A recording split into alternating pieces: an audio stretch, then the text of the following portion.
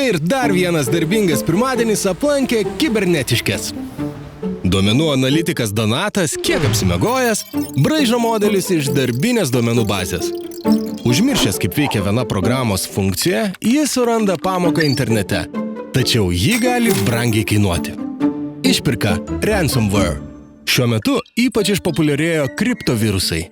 Tai virusai, net nesistengiantis išlikti nepastebėti. Jų tikslas, kaip įmanoma greičiau pasiekti ir užšifruoti svarbę jautrią informaciją. Tai yra ją blokuoti.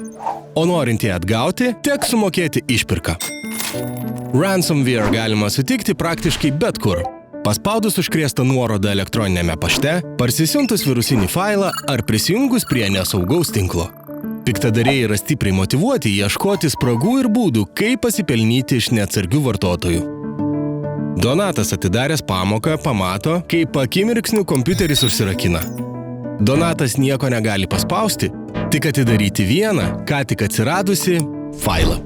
Piktadarys įspėjo, jog viskas užšifruota ir norint atgauti duomenis, reikia sumokėti milijoninę išpirką.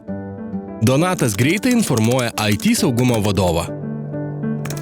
Gerai, kad buvo saugomos atsarginės duomenų kopijos. Kad nereiktų susidurti su kriptovirusu, visada reikia užtikrinti aukštus saugumo standartus.